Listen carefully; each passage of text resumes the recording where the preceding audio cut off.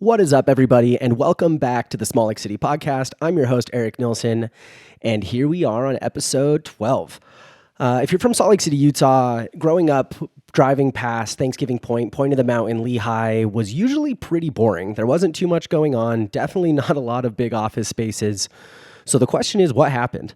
Tech happened more than anything. And if there's one person who has been involved in a lot of these huge tech companies that has come, driven our economy, given so many people across Utah and Salt Lake counties jobs, it's Blake Modersitski and Pelion Venture Partners. So Blake Modersitski is the managing director of Pelion Venture Partners, who has invested in some of the biggest companies that have done very successful in Utah. We're talking about the Divis, the Weaves, the Qualtrics. We could go on forever, but really the people who are betting in the entrepreneurs to really give them the tools that they needed to grow with the great people that we know that are our friends, family, and neighbors here in northern Utah. So really excited to hear about how he came to be the managing director of Pelion Venture Partners, how he has run that, what he thinks about the future of Salt Lake, especially in a tech landscape, what keeps him here. And then also talk a lot about his recent donation to Primary Children's as well. And the funny story that sent a $9 million text message. So excited for you guys to listen to this one. Check it out. Blake is an absolutely amazing individual. Enjoy.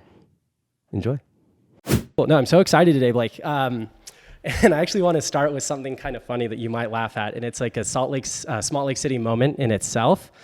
So I've had this 6 a.m. alarm clock on my phone for the past 5+ years, and it says, call with Blake, Pelion Ventures. And I looked it up because I knew that this intro that we had years ago happened, and I tried to look at the exact date, and it was actually November 20th, 2018. Wow. And so the context of it was I was living in Seattle at the time, was doing investment banking, absolutely hated my life, wanted to come back to Salt Lake, wanted to figure out a way to do it, super naive in my career and everything going on. And I was just kind of like messaging people on LinkedIn, trying to figure out some connections, and reached out to a wife of a friend. I guess she's a friend now, Erica Morgan. Uh-huh. And she's like, hey, if you're looking for a job, I know a guy who knows a lot about jobs in Salt Lake Valley, Utah Valley. I'm like, cool, who is it? She's like, his name's Blake. He runs this venture capital fund. And let me reach out to him, see how it's going to go. And sure, you being the generous, always willing to help someone out, you're like, sure.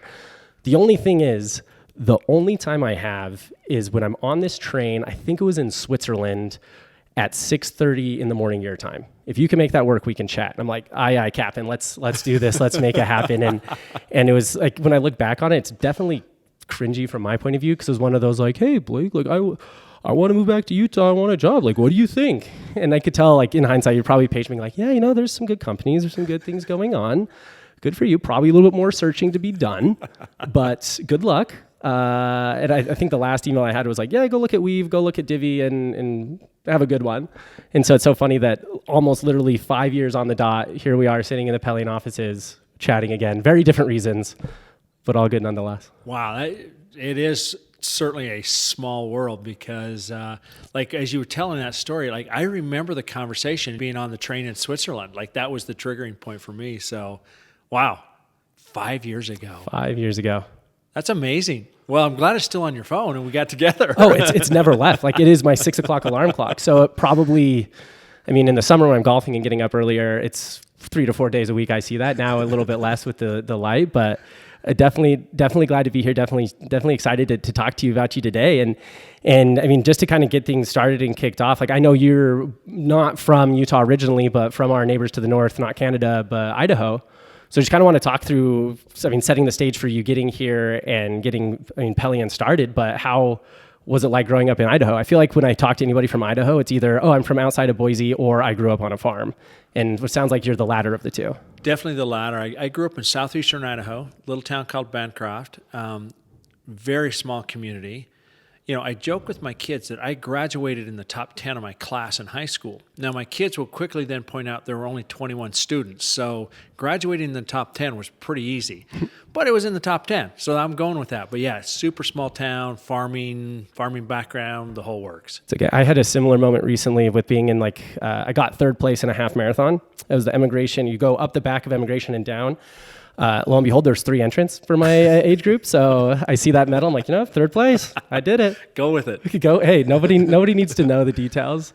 But so like farming, I mean, what kind of, what were you farming on the farm? Was this a long family business? Was it a venture from your dad? Yeah. So my dad became a farmer when I was a little kid. He decided that he was tired of working at one of the local plants. It was Monsanto, and he bought some land, and we just kind of grew from there. So by the time I left, we had several thousand acres. Part of it was pasture ground, so we raised beef cows, and then the other part we raised barley and hay and wheat. And I moved a lot of sprinkler pipe, picked a lot of rock, and fixed a lot of fence.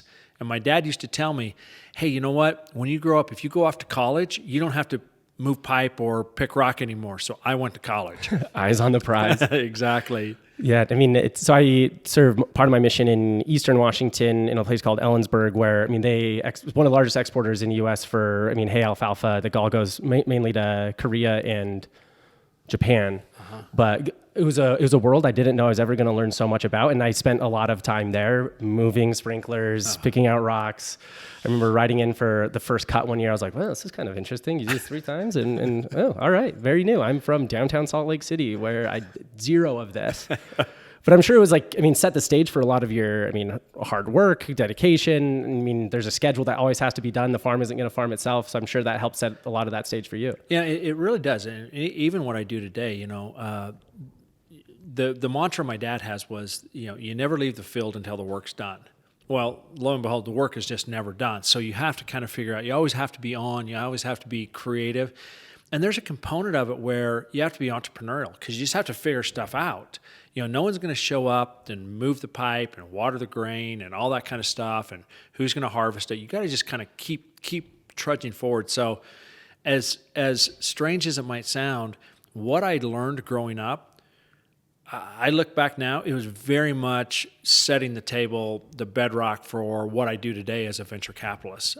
So probably not a lot of venture capitalist farming tied together, but I look back and think that's really kind of how I started in this business. Yeah, and I think you see a lot of trends in that with, I mean, let's call it the hardworking rural upbringing that kind of set that stage for that. Because I think, correct me if I'm wrong, but I think like Todd Peterson, he's the one that comes to mind because I think he's from Idaho too, came from a farming family, and now, I mean, everybody in Utah knows Vivint, even though their name was taken off to go back to the Delta Center. Yeah, little small connection there. Yeah, absolutely. Todd's older sister, they're from Idaho Falls. Todd's older sister, Lynette, and my wife were best friends growing up.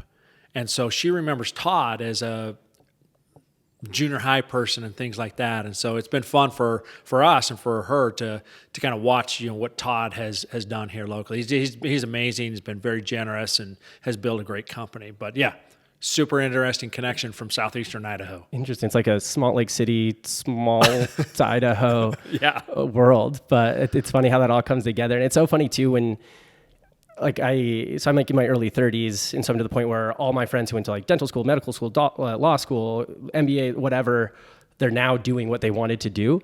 But it's funny because so many of these people I've known since, elementary school, middle school, high school, and I'm like, I can't let go of this perception I have of you, but now you're a surgeon and trusting people with their lives. But good to know people can change and do responsible things. Totally.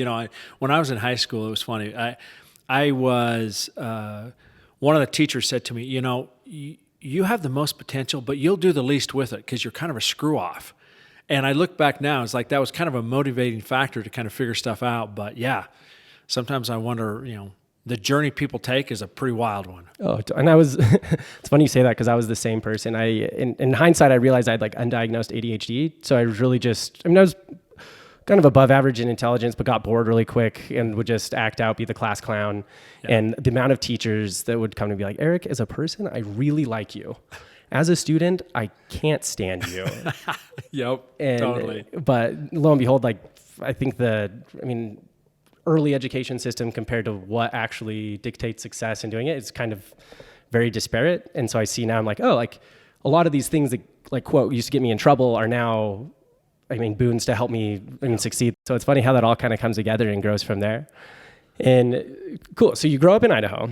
working on a farm. Your dad says, if you go to college, you don't have to do this. So imagine there's this instant trigger. You're like, college sounds like a great experience, even if that's the only thing I know about it. Right. So you go down south to BYU, correct? Yep. Was there a mission in between the farm in Idaho? Yeah. So I served a mission for the LDS Church in New York City. Okay.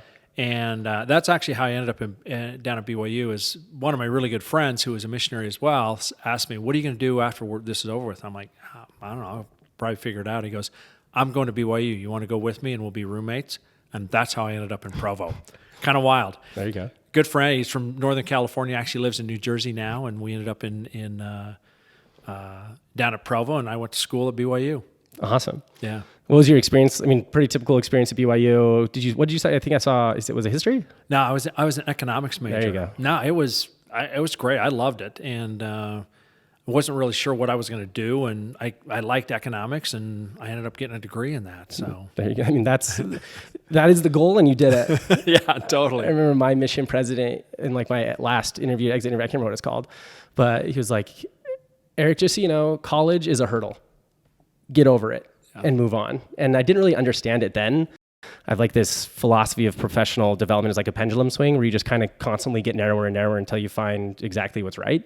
Totally. And you can't really explore that most until you get into like the open ocean of the post-school world.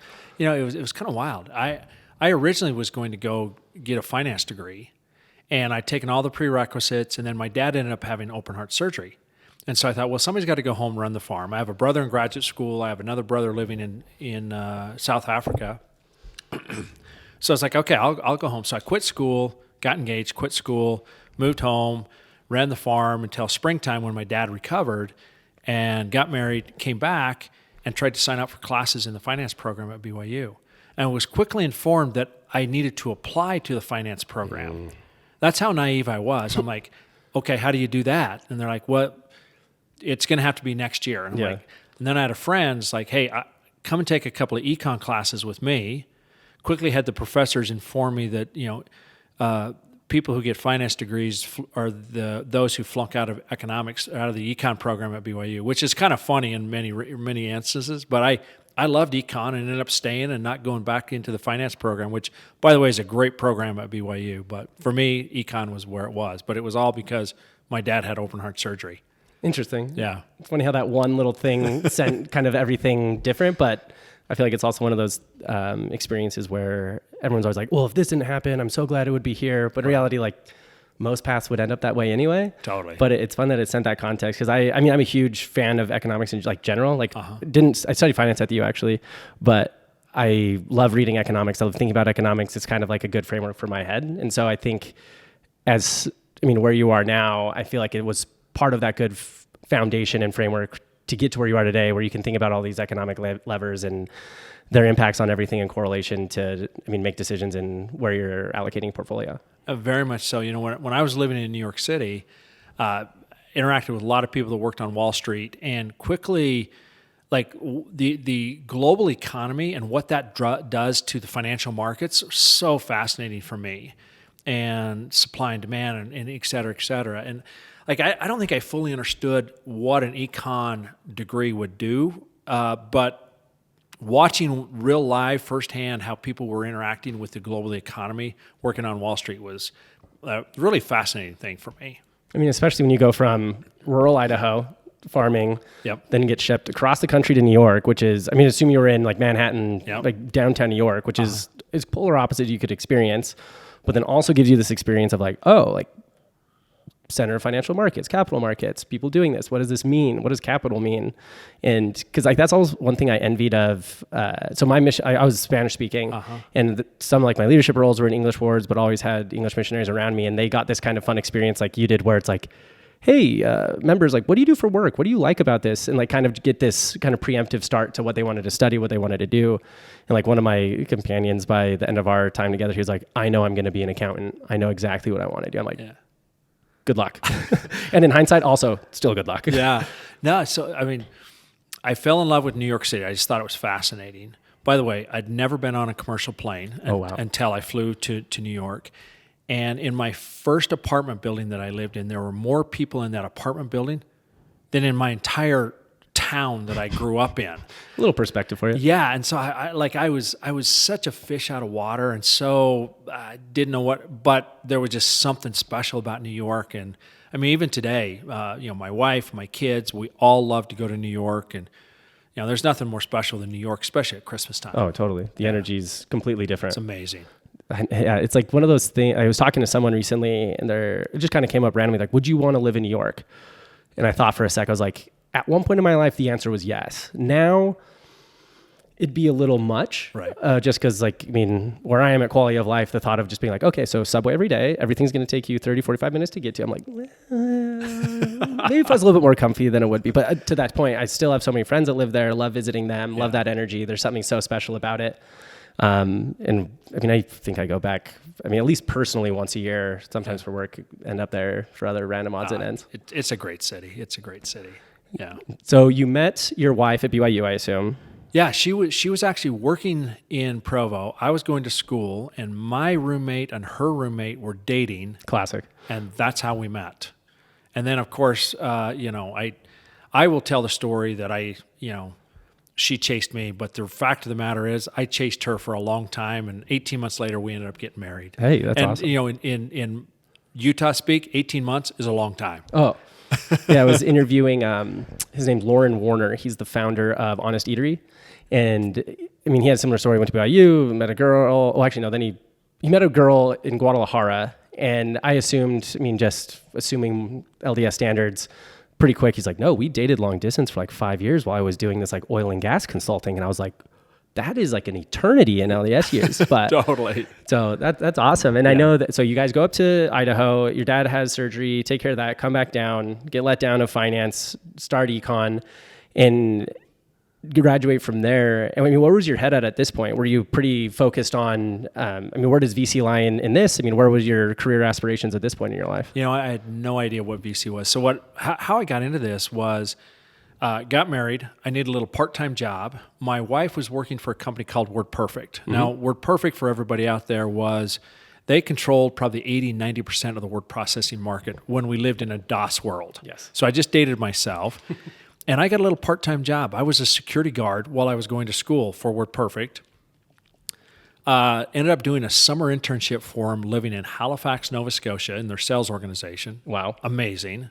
Nova Scotia is an amazing place. So what a terrible place to have an internship. I know. Oh my goodness. We spent the summer living in Halifax, my wife and I. We'd only been married about a year, so it was great. Came back, finished up school, and WordPerfect offered me a full-time job to go back to New York City. So it was so fun. It was amazing. So we went back to New York. The company was growing so fast that they moved us to Seattle, which, I was sad to leave New York. Seattle was amazing, but then I had another opportunity to move back to Utah, and I ran a piece of the international business for WordPerfect. Amazing journey. Had no idea what venture capital was still at this point in time. Ended up getting in and doing some corporate development, some M&A work for them. Novell acquires WordPerfect. So Novell, leading networking software company. So I'm working in their corporate development group, and a guy named Eric Schmidt shows up to be our CEO. Mm-hmm. FYI, for you out there, Eric Schmidt, after Novell, went on to be the CEO of Google. That at the time, it was a little tiny startup company. So I got to know Eric. And Eric had started, one of his visions was to start a corporate venture fund. And so I'd gotten to know him through that process. I was given the opportunity to run Novell's corporate venture fund. Still had no idea what venture capital was. He was like, yes. I said, sure. Eric's one of the smartest guys on the planet. Of course you're going to say yes if that guy asks you to do something. Totally. And so I get that opportunity. I actually drive to Barnes & Noble because at the time Amazon was a bookseller, not a web hoster. So I drive to Barnes & Noble because the internet didn't exist, and I buy the only 2 books on venture capital I can find, and I start to read. And that's how I got into the business. And then I ended up running Novell's corporate venture fund from 96 to 2002. It was an amazing run. Eric goes off to Google to be their CEO. Probably should have gone with him when he left. But I think it worked out okay. Yeah. And I actually met Jim Dreyfus, who's the founder of our firm. This firm was started in 1986 through the founder of Excel Partners, named Jim Schwartz. Mm-hmm. And kind of through that process, I ended up leaving and joining what is now Pellion today in 2002, and it's just been an amazing ride. So kind of a strange way to get here, but it's an amazing opportunity. And it's like, I always love those processes where, because I have so many friends who are so rigid in their career paths where they're like, listen, I'm going to go to the U and study accounting. I'm going to get my master's in accounting. I'm going to be a CPA. I'm going to go do audit at a big four. And then I'm going to go work at a company. And then I'm going to be their controller. Hopefully maybe be there. Like, there's just such like a process. And accounting is probably a bad example because it is so entrenched in that process. But I think there's also such an important part of it to be flexible in everything that's going on around you. Yeah. Like, so for example, like my day job is in RevOps. As you know, RevOps is a pretty new thing. If I would have graduated from college and say, I'm not going to do RevOps because it doesn't exist, then I would never have understood that. Where now I'm like, yeah, like RevOps, do it. But at the same time, like maybe something else is going to come out in 3 or 4 years. I'm like, hey, that's great too. And have that flexibility. But also like understand that a lot of the tracks are being laid in front of you as you go. It's so true. I mean, my first job was as a security guard. Then I got into sales, then marketing, then product management, then corporate development, and then venture capital. And like each one of those were amazing and part of the build up to where, as a venture capitalist, like I look back and I rely on some of those skills that I developed in all of those. So, and like with the flexibility, when I first got into sales, like venture capital was there's cottage industry and then how small that thing was. And so, I think it's just being nimble and flexible and then like open. And then I also had some amazing people that took chances on me, like Eric Schmidt and a guy named Carl Ledbetter and Jim Schwartz. I could go down this laundry list of people where they took a chance on me and, then it was up to me to kind of perform. But, without those chances, I'm just super grateful for those guys. Totally. It sounds like they gave you a spot on stage. It was up to you to dance, and it all worked out well. Yeah. In hindsight obviously you had such a great experience of learning alongside with Eric and everything that, he was doing at that point to get him ready for the CEO role at Google. What lessons did you learn from him then that still, govern what you do today? One of the things that I watched him do so well was he could connect with people. Like, now he was a very bright guy, but he could connect with people in a way where it was genuine.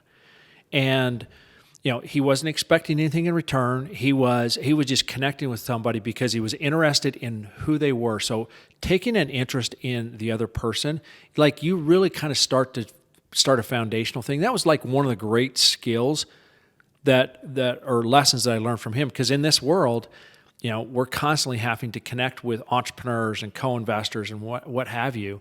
But you need to figure out how to do it in a genuine way, not in a way where, you're sitting across the table going, okay, well, if I can do this, then I need this, this, and this in return. Yeah, like no sort of tit for tat. It's all just, right. What do you need? How can I help? It's just a genuine thing. And that was like kind of one of the, and then the other thing is like the risk. When I was running Novell's corporate venture fund, Eric used to call me, or his assistant would call me and say, hey, Eric needs to talk to you. And I'd go down. And usually what that meant is he'd met with an entrepreneur and he saw something and he made a commitment. And then I needed to figure it out, which some of the times I'd have to go into him and said, what did you see? And like he would pull back the onion a little bit and he'd say, okay, here's what you need to understand about that entrepreneur. And that technology, if it works, it'll do this. And so there was like some of those foundational things where I was like, all right, I get it.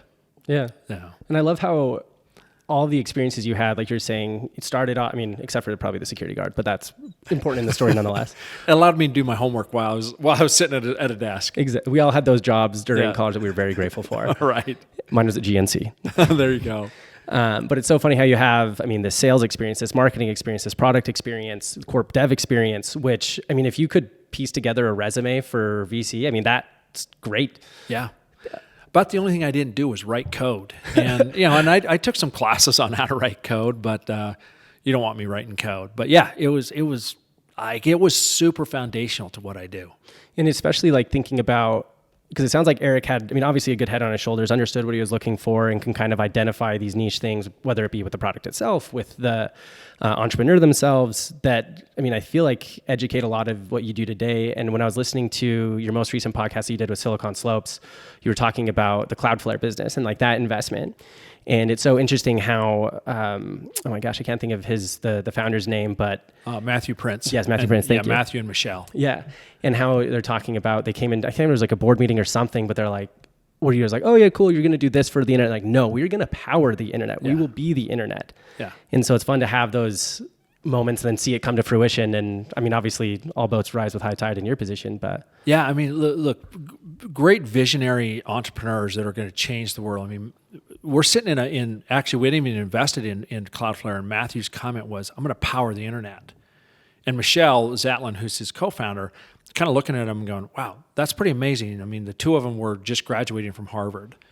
One other company we invested into was Jerry Kennelly and Steve McCann at a company called Riverbed. And their comment was, we're going to speed data up faster than the speed of light. Mm-hmm.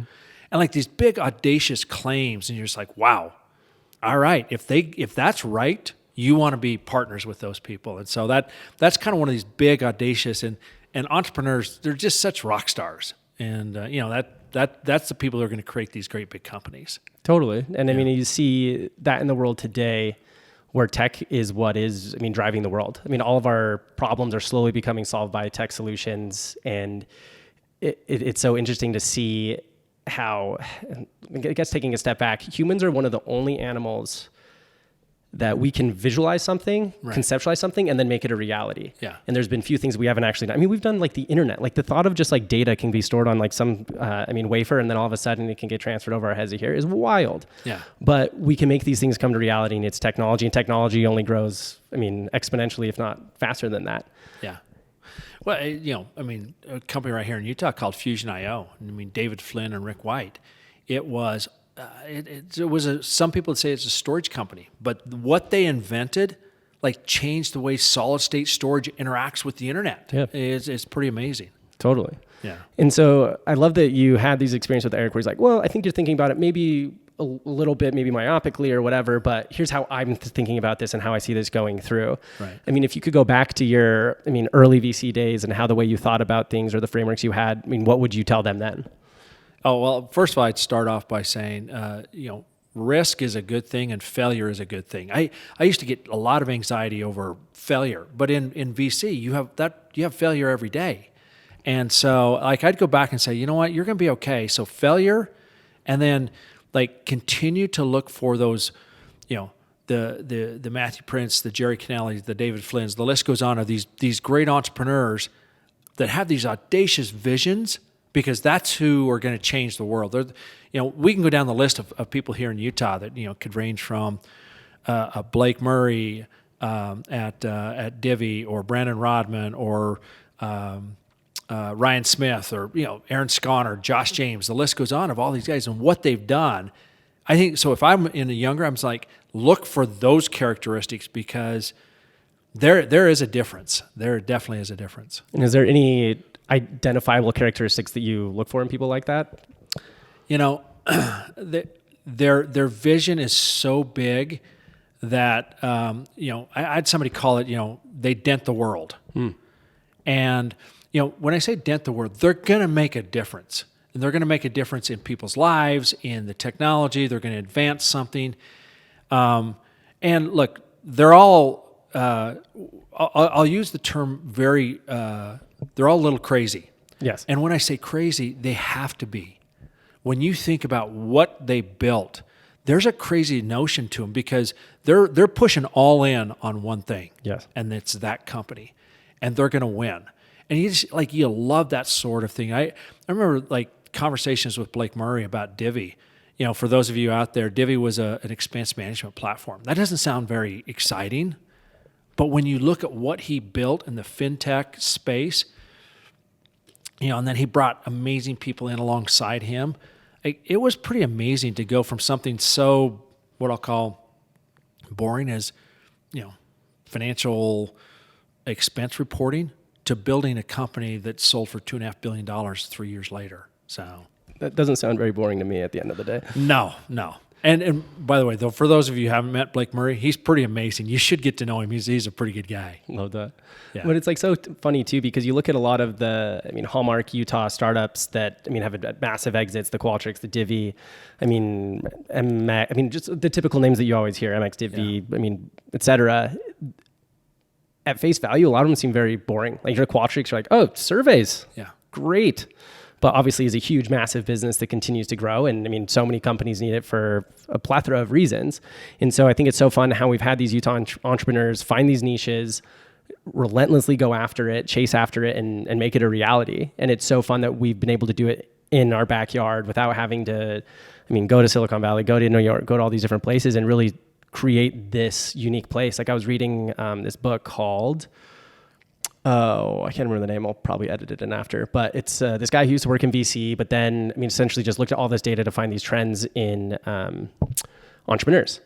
And he kind of goes through, he's like, oh yeah, if someone's had a business before, even if it's succeeded or failed, that's better. But then they go in, and there's almost like half a chapter dedicated on Salt Lake and Lehigh and Silicon Slopes. And it kind of talks about Qualtrics, where it's like, there's this emerging place in Salt Lake where, places like Qualtrics and Divi are growing, and it's becoming a bigger and bigger dot on the map with, venture capital and just, business in general, especially in tech. And so it's so fun to have, I'm curious from your perspective, where you are now, did you ever expect to see this much growth or see, the Valley and especially Lehigh become what it is? Well, I'd love to sit here and say, yeah, I saw that. It was all part of the plan. But I'll tell you, so the founder of our firm, Jim Dreyfus, his vision back in 1986 is there's something special about Utah. You can build great companies here. Now, he was probably just 20 years too early, but he was right. So if you roll forward to today, on one hand, it's very surprising, but on the other hand, it's not. And one of the things that I get this comment from all of my friends in the VC business who say, there's something magical about Utah. Those entrepreneurs help each other. They compete for talent, they compete for customers, they compete for brand identity, but at the end of the day, they help each other.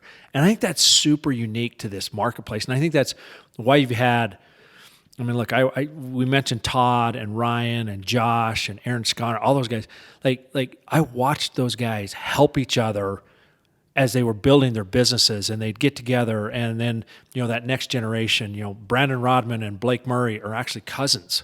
Oh wow! Brandon built Weave, and Blake Murray built Divi. Those guys are cousins, so all these guys are helping each other, and I think that's pretty special and is unique to Utah. Oh, totally. That's like almost the definition of like Deseret itself, totally. And this beehive of we're all part of this same economy, ecosystem, society. We're all, synergy, we're all better together, helping each other, even if at the end of the day, we may or may not be like semi-competing, even if it is for resources, right? That we still have this priority of working together. And to see what it's grown after all of that is inspiring in the least. Oh, it's amazing. Just absolutely amazing. So, in your hindsight perspective that you have you ever put thought into what those key things are that make, Utah, Salt Lake great to make it the foundation that it was to grow today? Or do you feel like it's just still so much more nuanced and small than that? Well, I think there is a large amount of nuance to it. First of all, you have great universities here, and so there's that component of it. But I think that one is, and it could be just people here are willing to take the kind of risk that they take. So you have a bunch of people that are risk takers, and then you have people that cheer each other on, and I think. You can line up, there's great companies, there's big companies, there's great universities, there's great entrepreneurs, and we talk about it all the time internally, and we call it the magic of Utah, is how these entrepreneurs care that their friend, their colleagues, or what have you, are going to have success. Mm-hmm. And they cheer them on. Very competitive, no question about that, but they are interested in their friends succeeding as well. And I think that's through all of that, the nuanced component is that. And you can't bottle that up. It just has to be organic and natural. And then, my friends from out of state that are trying to figure out how to place bets in here and how to invest, they talk about it like they see it firsthand when they come to town. And mm-hmm. I think those of us who live here, it's a great reminder, because I think sometimes we'll go, oh, it's just the way it is. But then you have the outsider go, no, there's something special about what's going on here. Totally. And that's one thing I learned. So I moved to Seattle for 4 years after school to go work up there. And I'd taken Utah for granted so much because I mean, most people who are from Salt Lake or Utah are like, I want to get out of here as soon as I graduate. I'm getting out. And then sure enough, like you see this like boomerang come back and you're like, Yeah. And when I was younger, I was like, what are you doing? You got out. Like, why did you come back? Yeah. Lo and behold, I was one of those people because I mean, Salt Lake in itself, I mean, even from like, going back to economic perspective is so special because you have, I mean, just to start with like a conservative state, liberal cities, which provides us great checks and balances, better than a lot of other checks and balances that we have.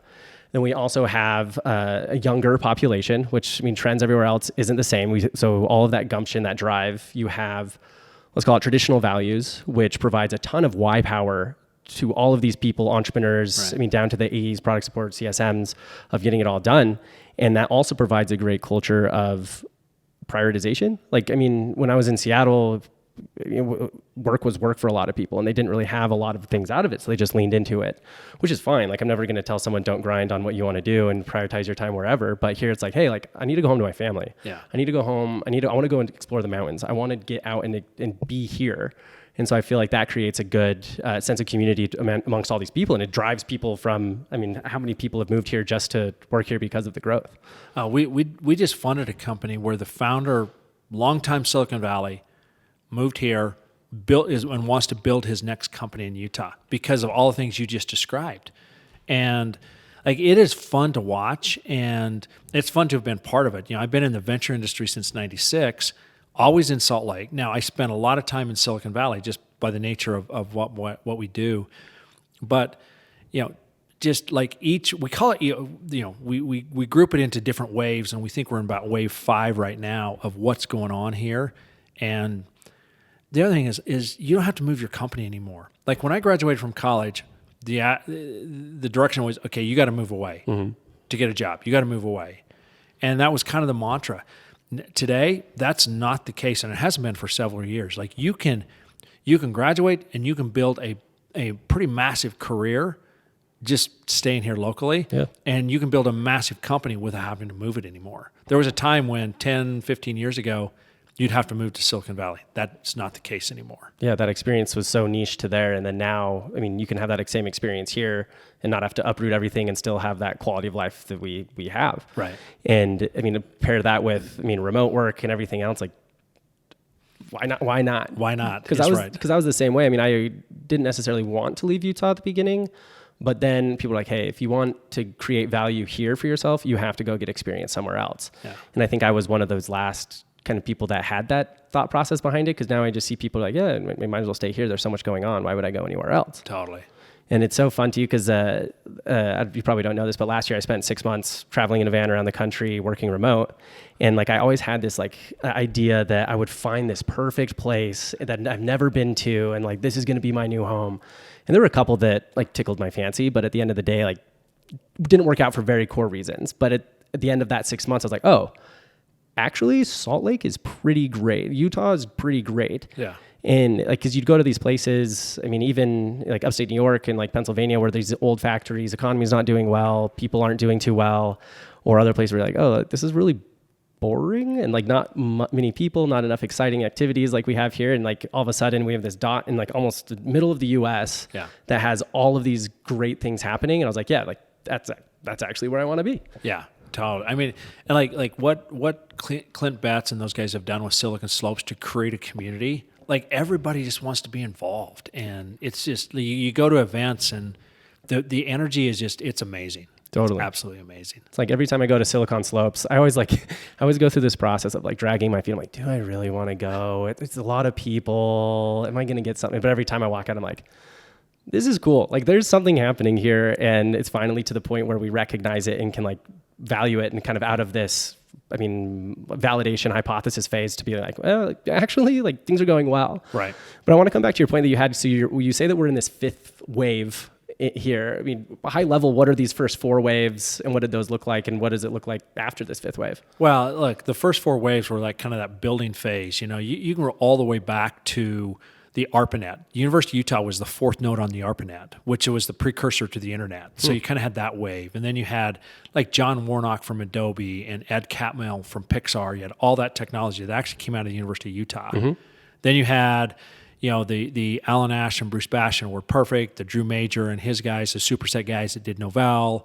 Then you had Omniture and Altiris and Landesk, and then you just kind of keep rolling forward, and you can see gradually those companies continue to get bigger.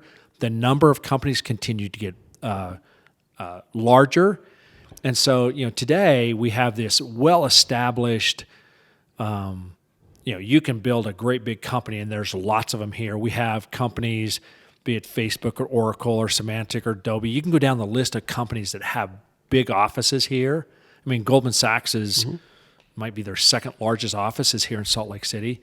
And so I think the next wave is this, it feels like that we're kind of going from that adolescence to junior high. We're kind of, elementary school to junior high. There's still so much more to do. We haven't even broached high school or college, if I can use that metaphor. So I think the next wave is this continuation of building great big companies. And then with that, as a state, we got to figure out a lot of other things, the infrastructure, travel, like all of those sorts of things here locally. And I think the state government is doing a good job kind of keeping their eye on the ball there. But probably the next phase is going to be that, adolescence, kind of that growing phases, and what happens to us from an infrastructure standpoint, because the companies are here and they're continuing to be built. Totally. And it's always interesting because I've thought about this a lot recently about just call it U.S. history in general. Like going back to your example of New York. Like New York didn't used to be this mecca of finance. It used to be this little island, in the early 1900s, late 1800s, but then grew into this huge primary global city. You can say the same thing about L.A. San Francisco, Seattle. Like there's always this huge reason that things grew so much.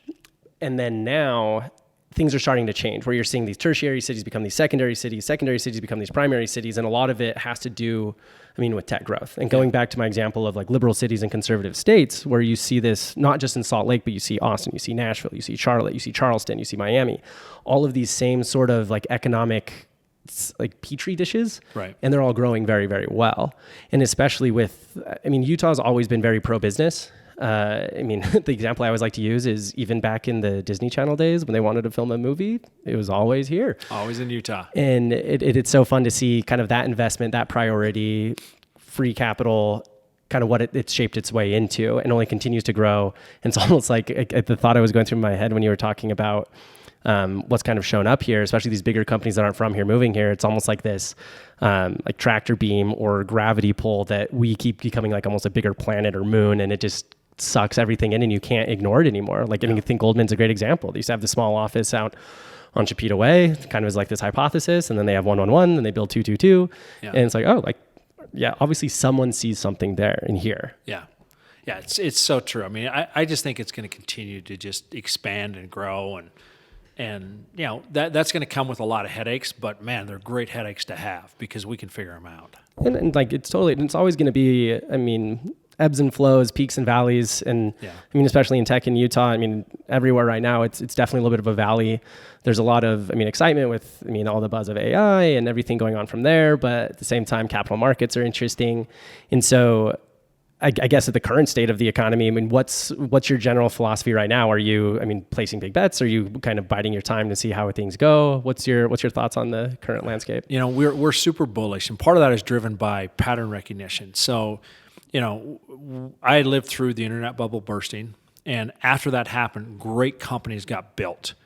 I lived through the financial crisis meltdown of like 07, 08. Great companies got built out of that. Some of the best vintage years for building companies came on the heels of that.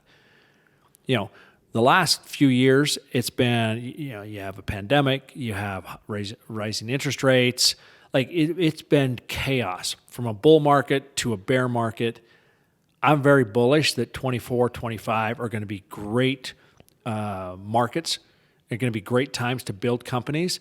I think you also will have, I learned this from some of the early founders, some of the early guys in VC from these great firms like a Sequoia or an Excel, where they would talk about, okay, the tourists have all left.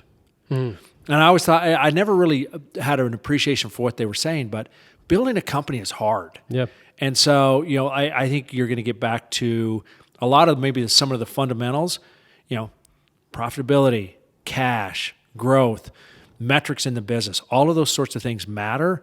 And that's the same thing that happened in 02, 03, 07, 08, and I think we're going to have it again. So we're very bullish on what's coming. Awesome. Yeah. I mean, it never hurts to go back to the roots and the core. I mean, looking at LTV to CAC, looking at growth rates, Totally. looking at, And I think there was definitely, especially like the different podcasts and people that I follow in tech, it's interesting to see how it used to be this like, oh, they got a term sheet, so we'll take one too, and just kind of rolling it forward. But now it's like, let's get a data room going. I need to look at this a little bit more, which is great. Like last thing you want to, I mean, I don't pay willy-nilly for anything without looking at it first or shopping around. So totally makes sense. Yeah. And I also love, kind of coming back to a previous-ish point, it's so fun to see the growth in Utah driven by the growth in Utah. Because I'm sure when you join Jim Dreyfus and we're getting this off the ground, there's probably a lot of people curious, a lot of people dubious, but you had this vision of what it was going to become and invested in itself. And there's, I mean, a couple of those other, Hallmark firms like you, and it's so fun to see how that's been like the foundation of here. It hasn't been like the Sequoias or these huge mega funds coming in and be like, we'll give you some money and we'll see how it goes. It's nothing to us, but it really has been, to your point, like everybody coming together and supporting each other. It is so true. When this firm first got started in 1986, there were firms like Venrock and Morgan Thaler and NEA and Excel and all those firms that kind of came together and were the vision behind, this firm here. Yeah, we actually used to be called Utah Ventures. Mm-hmm. So same firm, just different name. And it was that view that like there's something amazing that's going to happen here. And I remember when I joined Jim, I had a number of people call me on the phone and go, "You've lost your mind. What are you doing?" And I remember talking to a couple, like the founders of Battery, and I called them on the phone and I was chatting with them and the founders of Excel, and they just said, "Look, you can build something amazing there. And by the way, if it doesn't work, you're young enough, you can go get another job." Yeah. And I was like, all right, that kind of makes sense, but like, thank you. Yeah, I don't know whether be, and so the first week I'm at the firm, it was hard. And I remember calling my wife, whipped out my flip phone, Motorola brick phone, and called my wife on the drive home and said, "Honey, I think I'm going to have to get my resume polished up." And we had a good laugh about that. But it was like you could build something pretty amazing here. And so we just kind of started, and Jim was great. And he's like, "Look, how are we going to like remake this firm?" Because companies constantly innovate themselves. And if you don't, you go out of business. Innovate or die. Yep. And so Jim was all about, and that was part of Jim Schwartz's vision with getting Dreyfus to bring me on board, was we got to innovate who we are. And so we're constantly, as an organization, continuing to innovate and making sure that we're staying current on what's going on. And I think that's been part of the success has been, you got to innovate, as you said, innovate or die. Yeah, and it's like it's funny because you always hear that in like the tech world, but it's also, it's applicable to everything, right? Like, yeah. Oh, I absolutely. I worked for a great company called WordPerfect, and they controlled when the operating system world was DOS. But they didn't innovate in and around Windows. Mm-hmm. And so when the world moved from a DOS world to a Windows world, like that was kind of the notion of this, you got to constantly be innovating and constantly paying attention to the trends that are happening. Were there any moments whether in the beginning years or the middle years, whichever part of the waves we were at, that you're like, this is like something has happened. Like you finally were like, oh, this is it. Like there is no more apprehension. There is no nervousness. Like we found something. Yeah, I think there was not one single moment. It was probably a number of moments. It was, we've already talked about these great entrepreneurs that we've invested into. And, and they were super impactful for the success. And look, they made our investors a lot of money. And so with that, you just kind of success builds on success, builds on success. And so I wouldn't say there was one single event. It was probably a number of these things where, and we knew we had people in our corner cheering us on. And that was always helpful. And then there's this notion of responsibility. We manage money for pension funds. And if you think of who the pensioners on, mm-hmm. they're school teachers and police officers. And so all of a sudden you're like, oh, wait, at the time it was my kids, today it's my grandkids. Their school teachers are investors. You got a real responsibility. You can't lose the money. And so like all of those sorts of things just were additive to the notion of, and coming back to a farm, we just didn't have a choice. Like if things didn't work out on the farm, there was no safety net. You just had to march forward and figure it out. Yeah. And in venture, there's not really a safety net. You just got to keep marching forward and figuring it out. Yeah, and I mean, especially when so many of these companies are things that have never been done before. Right. You're going to run into those situations a lot more than anything else. It's not like, I mean, farming where, not to downplay farming means, because that's, in my opinion, one of like the hardest things anyone can ever do. But people have done it before. We've done it for millennia. And so it's like, oh, well, if I don't know this, I can go to my neighbor. He's done this forever. But if you're trying to build, I mean, the most innovative, groundbreaking product, you're going to run into some headaches that no one has ever run into before, but you still have to figure them out. Yeah, you know, when I first got into this business, I'd hear this word, all the companies pivot. That's a bad idea. What I will tell you is pivoting is a great idea, because if you're not pivoting, you're not paying attention to the trends, because building a company is hard. And I have so much respect for the entrepreneurs that do it, but I have even more respect for the entrepreneurs' wife, husband, partner, spouse, whatever, because those individuals are just as key to the success, because they're like right there in the trenches of the entrepreneurs building these businesses. Totally. Yeah. I mean, even if they're focused on it, they're the ones taking care of everything in the scenes. They're the one probably being the coach on the bad day. They're like, listen, things are going bad. I don't know what to do. Like, no, you're going to be okay. We'll get through this, instead of like, you're right, pull the plug, we're done. You know? So true. And I'm sure your wife was the same role when you're getting this all done. There's days she probably thought you were crazy, but she was along, ride or die through it all. She was. You know, like I will have to say, I have an amazing wife and 3 unbelievable daughters that went on this ride with me through this journey. And I remember them being my biggest cheerleaders. And sometimes I'd go, you realize it's really hard. And they knew it was hard, but it's like cheering me on. So, you know, that's key and core to the success. And if I look at all of our companies we've backed, the wife, the husband, the partner, like whatever, they have been so important to the success of these businesses. Totally. Yeah. And correct me if I'm wrong, but your daughter works at Pellion now too, correct? She does. So she graduated with a finance degree from BYU and did a little internship. So she got her application in on time. Got her application in on time. Yeah. She was the smart one. And then we have a 2-year analyst program, and so she's one of our 2-year analysts, and it's great. Like, what was great for me is it was my partner's ideas. Like, you know, look, she's my daughter. And so I always want to be mindful and thoughtful about that. And it was my partner's like, look, she's really good at what she does, and we'd like to have her join the firm. I'm like, that's fantastic. So that's great. Awesome. Yeah. Because I have friends that spend a lot of time working with family. Like one of my friends, I mean, works in real estate with his dad and grandpa. One of my friends is a dentist working with his dad. And like for me, I'm like, that's a lot of time with family. And sometimes family, like, you need some boundaries. Yeah. And so how has that relationship changed working with her, and how do you make sure that like there's, let's call it like a familiar relationship and a professional relationship, and those don't cross for good or bad reasons? You know, we set ground rules right at the very beginning. And I just look, when we're working, this is my role, this is your role. And so that was helpful. And then, you know, I have great people like, you know, Susanna Duke and Daler Youngblood. I have so many great young teammates, and that's who she interacts with a lot. And then my partners, you know, she interacts with them probably more than she does me in terms of kind of great mentors and those things like that. So, you know, it's been great, and it hasn't been weird or awkward or anything like that. But I think it's because we set those ground rules and those boundaries like from day one. Good.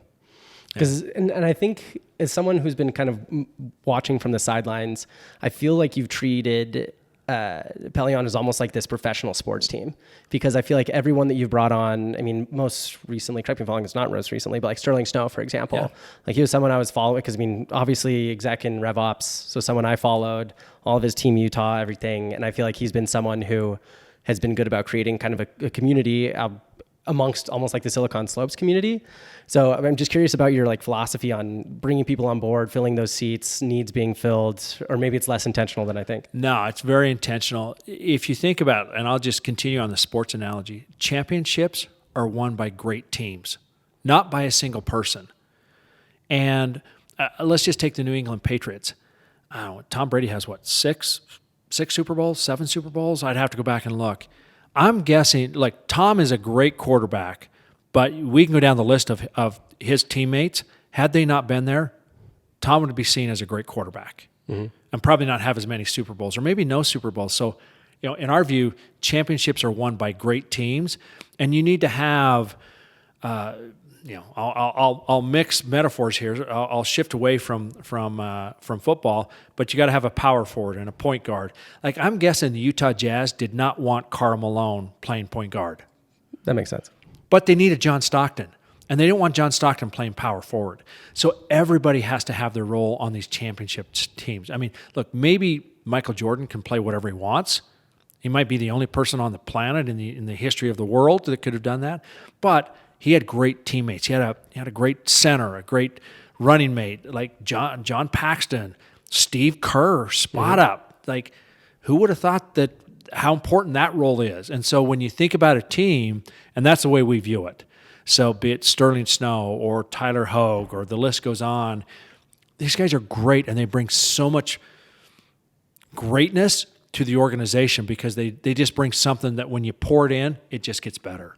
And I'm sure it's nice to be in your situation at all where you get to go, meet with these investors, go to these board meetings and kind of see these people over a while, be like, oh, hey, I've been watching you, Sterling. Like, have you ever thought about this? And he's like, have I? Yeah. Where do I sign? Well, that, like, both Tyler and Sterling, that was, we'd seen them at Divi. They'd built a great company alongside Blake Murray at Divi. And so as we were talking about it, and we said, hey, have you ever thought about this? And both of them were like, yeah, we have actually. They've been both great angel investors and, and so, like, all of that stuff just is additive to, I don't know, what I believe is if you're so focused on a single person, then I don't know how, like, you'll have probably a great few games, but I'm not sure you'll win a championship. Totally. You got to have all the ingredients to win a championship. Totally. No, I like that perspective. If it can't just be one person, like, it can't just be you just dishing out tasks to everybody and hopefully they do it. You need to have people that think for themselves, have proven track records, who move on the fly, adapt, innovate, and continue to move forward. And you have to, like, even more meta than that, you have to innovate on how you innovate. And a lot of it's getting the right pieces in the right place because having people you trust is... And we think about it holistically as an entire organization, meaning, finding great companies, interacting with great entrepreneurs, and it doesn't matter what your role here is inside of you may be an investor on the finance team, on the operations team, investor relations.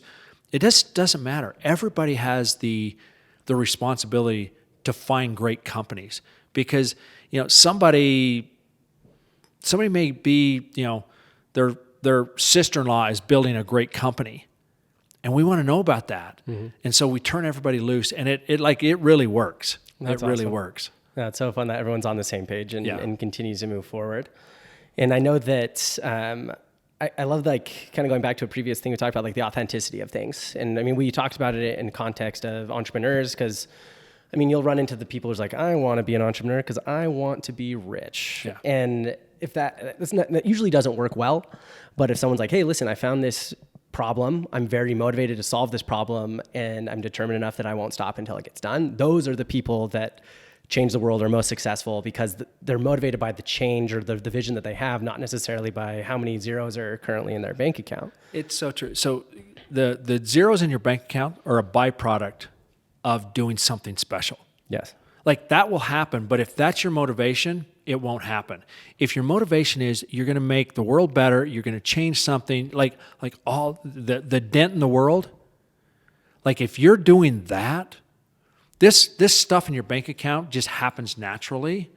But this is where a lot of great satisfaction happens over here. And then when you think about, looking at just your employees and how you're going to change their lives. And part of it is changing their life where they're part of something pretty special. And then, once again, the byproduct, the number of zeros in their bank account.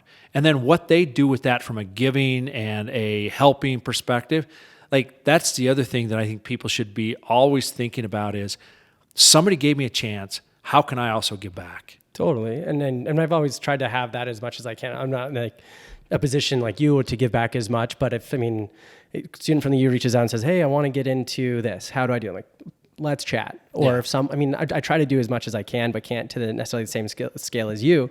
And I think to your point, like that is so much of the authenticity, because if you're doing it for money, you're not going to give anything back. No. But if you're in it because you wanted to and you're grateful for everything that's been done, then naturally you're like, hey, I'm good. Yeah. I see something that isn't, and I want to like lift where I stand. And I think it's a perfect segue into talking about your recent donation to Primary Children's. Just for context, like that's a place that is near and dear to my heart. So my mom's a pediatrician. My stepdad's a pediatrician. She used to always do newborn ICU rounds there, and I loved going with her. So overnight, we'd be stuck in this little tiny room with like a bed, and we'd roll in a cot for me. But I knew two things would always happen. One, I got to have access to a TV with cable. Never had that before. Stoked out of my mind. And number two, I knew we got to wake up, go to the cafeteria in the morning, and get a chocolate donut and chocolate milk on the way out. So me, and as an 8-year-old kid, like best day of my life. They're like, wait, didn't you just spend the night at a hospital? I'm like, details don't matter. I got a donut. Okay. Yeah. But would love to hear about, kind of how you got to this decision and why Primary Children's, just your thought process behind it. Yeah. I want to pull on a thread there for just a second. It's time, talent, and resources, and really in that order. So as you think about giving, there's an aspect associated with dollars, but time and talents. Like I'm a big beneficiary of people who gave me time and shared their talents with me. So when you think about giving, there's that.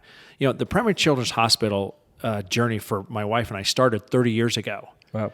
And when my wife and I were dating and we were first married, she had a niece who was diagnosed with a brain cancer, brain tumor.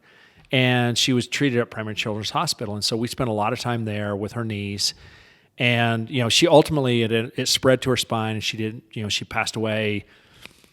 I think she was diagnosed when she was 4, and she passed away when she was 7. And, my wife and I were so young, like we didn't have 2 nickels to rub together.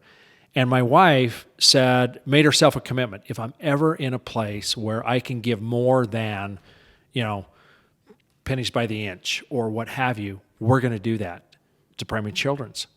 So that's kind of how it started for us. I had a grandmother who at age 50 went back to become a nurse because she wanted to give back. She wanted to serve people who couldn't, who were sick. Mm-hmm. And so all of that started to come together. And so when we were in a position, and now the story on how we ended up at the amount was kind of a funny one. I do love this story. So I'll share it with everybody. So Gail Miller, who many of you I'm sure know Gail. Gail's amazing, and we got invited to a luncheon at Gail's house, and we knew what it was about. She was going to talk about Primary Children's Hospital. And, look, Gail is just this icon that when Gail is doing something, you pay attention. Yes. And so I was out of town. My wife goes to this luncheon with our middle daughter, Allie, and comes back, and she was just so moved. And we talked about her niece, we talked about my grandma, all that kind of stuff. And my wife said, I want to do something. I said, great. So we started having this conversation on how much. What I remember is we agreed on $1 million. And that was going to be a big number for us. Totally. Like that would have been our biggest donation in our entire lives. And we're in a place where we can do that. Well, roll forward. I'm out of town again. So you probably have heard this. Note to self, don't go out of town so much. And my wife goes to David Flood and Rebecca and a few of these other people, and they have them present the Primary Children's Hospital idea to our other 2 daughters, Claire and McCall. Because all of our giving, we want our kids involved. Yep. And I'm at a meeting. My phone keeps blowing up. And I have a couple of my colleagues who say to me, hey, Sandy needs to get a hold of you. And I'm like, oh, well, I'm kind of busy. And they go, it's an emergency. Read your text.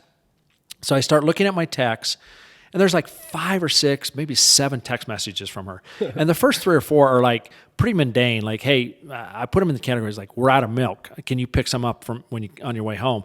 Like that kind of stuff. And I'm thinking to myself, okay, I'm just going to have to read these later. So I type the word okay, like not even O-K-A-Y, just okay, send it back to her, put my phone down, walk away.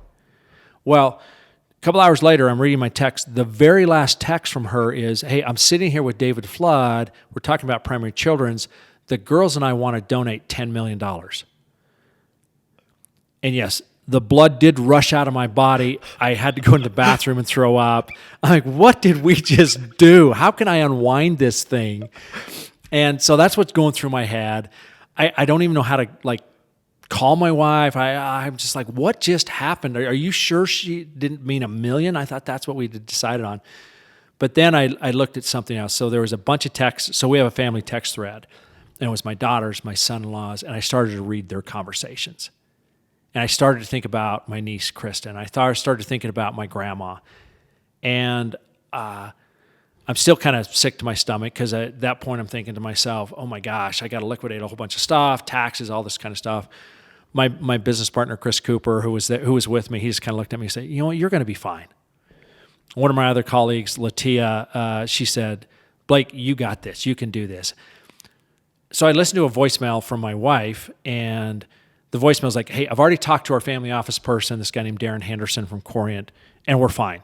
I'm thinking to myself, well, how come is everybody fine and I'm not? Like, listen, I want to pause here. Like, I just said the most highly impactful two-word text of my life. Oh my gosh. And so anyway, so I finally kind of like sifted through, but it was that text conversation. And I wasn't participating, but it was this conversation with my kids. I'm like, this is going to be amazing. And then I remember my wife and her niece, Krista, 30 years ago. I remember my grandma, and I'm like, you know what? We're going to do this. That's awesome. And so I called David Flood on the phone. I said, all right, I originally was going to call and try to back this thing up. We're all in. We're good to go.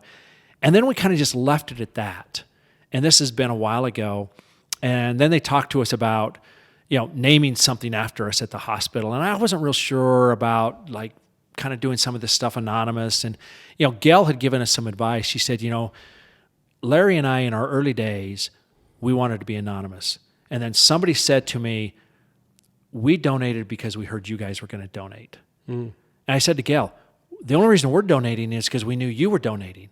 And she said, somebody else might donate because they see your name. So we're like, that was such great advice from Gail. So we're like, all right, here we go. And then we kind of went through this whole thing, and this is like kind of the last component to the story is, so my family, the Modersitzki family, we come from Poland. And we've done a bunch of research. For centuries, we're in northern Poland on the Baltic Sea. For centuries, the Modersitzki family had been a prominent family in this area. The fishing yard, the boat building, streets named after them. World War II breaks out.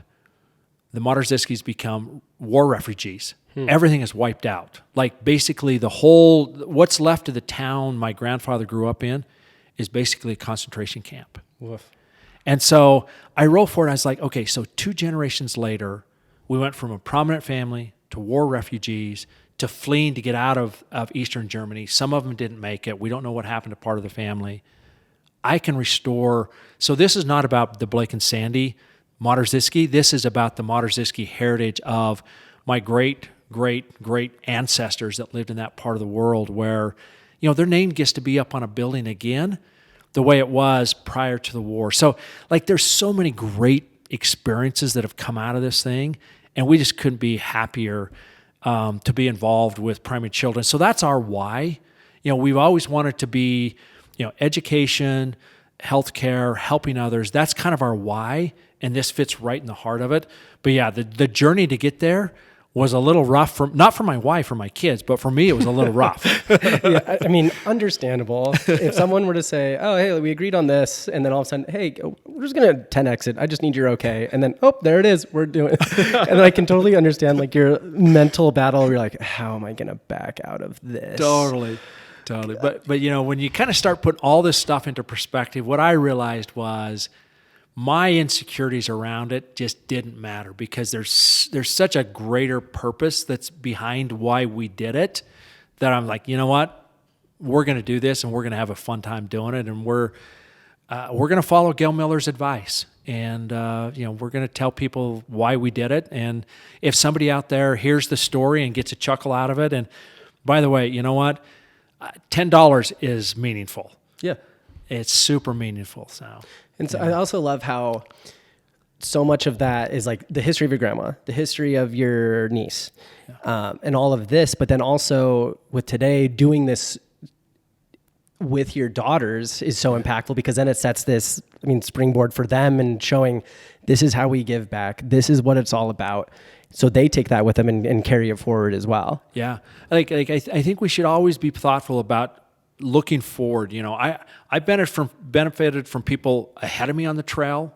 Now I'm probably part of that ahead of the trail. So how can we give that next generation and generations to come the same sort of, I'll call, mentality or vision or views, where somebody's going to have to pick up the baton. We're picking it up for some people. People are going to have to pick it up from us. Totally. And I think the Millers are such a good example of, they've led and put so much of the foundation of, the Salt Lake, Utah economy on its back. Yeah. And you see about how much it's grown, not just from Larry H. Miller dealerships, but it's huge now. Yeah. But they're also the nicest people ever. So growing up, I grew up in the Avenues, and I think it was 1 or 2 years, I played Little League Baseball at Lindsay Gardens. And so Zane Miller was on my team, and the coaches were Larry and my dad. Yeah. And so lo and behold, I get pretty close to Zane, hang out all the time over his house, yada, yada, yada. But he, I can't remember what happened. I think he was homeschooled for a while. Anyway, yada, yada, yada, we kind of fell apart, as happens in childhood. But then one time we kind of got connected in high school, and I think it was before either of us had driver's licenses. And I think we were actually seeing a movie at Gateway. And he's like, oh, let me call my grandpa and see if he can come get us. And I'm like, okay, sure. And so yada, yada, yada, they come pick us up, get in the car. And Larry's like, Eric, how are you? Haven't seen you in a while. And Gail's like, yeah, I used to come over all the time and hang out with Zane. I'm like, the fact that you two alone remember me is one of the nicest things ever. And then also, I think it was 8-ish years ago now, me and some of my friends from college were in a situation where we needed a place to sleep 50 people. And one of them is Gail's grandson. And he's like, let me call my grandma. And all of a sudden she's like, yeah, of course. If you need a place to get, we got space. And lo and behold, there's 50 of us staying in her house, and she's just beaming from ear to ear, because she just loves providing and helping and carrying on this legacy of the Miller family. So I'm so glad that it's almost like this, to your point, passing of the baton. It's so true. If you think about Salt Lake, the Millers, the Eccles, the Huntsmans, the Sorensens, there's all these great families that continue to be super generous. Todd Peterson and I and Alex Dunn, we had this conversation. It's like, okay, those are great families. How can we be additive too? Are we the next wave of these great families to follow in what, I rattled off those 4, but I'm sure there's a lot more of these, amazing people that put Salt Lake City on their backs. Yeah. How many Eccles things do we have going on, or Huntsman and the Cancer Institute, like all those sorts of things. And so that was part of, as my wife and I looked at it, is we also have a responsibility to follow in such a great legacy of what those families have plowed for what's going on here. Yeah, and I think the most iconic and probably metaphorical things is when Ryan Smith took over the Jazz. The Jazz itself is Salt Lake City's baby. Yeah. It's the one thing that BYU fans and Utah fans can agree on. Mormon, ex-Mormon, non-Mormon, they all agree with and rally around that. So for Ryan to be like, hey, we'll take it. We're going to build it. But then also, we're going to try to get a couple other things in here too to really drive this city more than it needs to, or not more than it needs to, but towards this next phase that we're going towards. And it's so fun just to see it continue on this up and up. Oh, it's so amazing. If you think about the way the Miller family set up the Jazz, they put them into a trust. And the fact that Gail did what she did, and it was Ryan, and I'm going to say, there's probably as much, if not more, influence on Ryan Smith buying that team from Ryan's wife, Ashley. Mm-hmm. She quarterbacked the whole thing. Oh, she's amazing. And the fact that the connection between the Smith family and the Miller family, I just think that's just amazing. And it's gonna just keep building this thing going on a go forward basis, because what Ryan and Ashley are doing with not only the Jazz but the other stuff here, it's amazing. And I think it's just that's when I come back to one of my earlier statements, the magic of Utah. Mm-hmm. The Millers and the Smiths, 2 completely different generations, and they made it happen.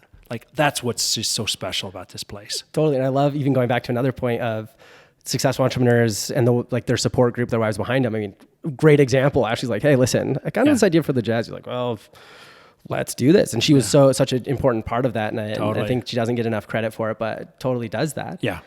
So I guess outside of, Salt Lake economy, venture capital, what keeps you here? What are some of the activities that you do in your free time that you connect you with Utah? Well, Utah's become home for us. We've lived here for 30 years. Our families have been raised here. Like all the stuff we've talked about, but you know what? It's therapeutic to go into the mountains. I love putting on a pair of shoes and going for a run outside. My 5-year-old grandson is a hardcore skier, so my wife and I are committed to start skiing again. We skied when we were younger. We've kind of backed off that, so we're pushing all in on because I think I can probably only ski with him this year, and then I won't be able to keep up. So got to hang out with the 5-year-old grandson. So all of those things are like, and then I'd say the last thing is the people, like the people that are here. And it doesn't matter. Mormon, non-Mormon, whatever denomination, whatever race, color, it just doesn't matter. It's such a special place here. And that's what keeps us here. No, I was actually thinking about that when I was driving home from the gym this morning is because there's a lot of people who feel, the world's very negative right now, a lot of bad things going on. And one thing I've realized, partially because of the podcast, but just kind of my nature in general, and it's kind of against a lot of intuition we were taught growing up, is go talk to a stranger. Yeah. Just anybody. It could be the person next to you on the train, bus, whatever, movie theater. Just talk to them. Yeah. Like you'll be so surprised how nice and outgoing and charismatic and willing to help everybody is. But if you don't talk to anybody, then you'll never understand it. Because we do have a lot of really great people here, Totally. A lot of good intentions, and just a great place to be. And part of why we're still here. You invested so much into here. Yeah. And I think it's so fun because actually one question quick. Have you ever thought about quantifying your economic impact of Pellion in Utah? Like by jobs, income, salary, capital? I was thinking about it on the way here, and it's crazy to think about how much you've probably created. I would say at a very high level, we have to do some reporting. We partner with the Small Business Administration on a few things, and so we do report some job creation, and it's 50,000 jobs sort of scenario that have been created by. And when I say created, we're a small piece. It's these companies. Right. These companies they're building great big companies here, and then it expands from there. We were, as an early investor in Divi, Bill.com now has a big presence here, and it's only growing. Yeah, all of those sorts of things. So I don't know if I can actually quantify it. I probably have some theories and some guesses around it. But what I'd say is it's probably less about Pellion and more about amazing entrepreneurs that have built companies here. And we just are fortunate enough to be able to be investors in them. Yeah, it's so fun to be partnered with them and on the rocket ship, seeing how it all grows. Yeah. Cool, Blake. Well, I want to end with 2 questions I always ask people at the end. Number 1 being, if you could have someone on the Small Lake City podcast and hear their story, who would you want to hear? Wow, that's a great question. And honestly, and maybe we've talked about her, I'd love to have Gail Miller. I'd love to hear that story. I'm sure people know it, but it's pretty amazing. And then this other guy named Jim Schwartz, who is the founder of Excel Partners, he lives in Park City. He's been, I think, as much instrumental, especially around the Olympics of 2002. So those are a couple people that I just throw out there. No, great people with great stories. Yeah. And then lastly, if people want more information about Pellion, about you, investment portfolio, investment theories, where's the best way to find information on that? Yeah, just PellionVP.com. Hit me up on LinkedIn, and we try to be as open door as we can because there's so many great people out there. It's part of this, meeting new people and making new friends. Absolutely. Well, thanks so much, Blake, for the time. Thanks for having me at the office. Excited for the new office coming down at Point in the Mountain, and excited for this next wave of growth here. Well, thanks for having me. This has been a lot of fun for me. Awesome. Thanks, Blake. Okay.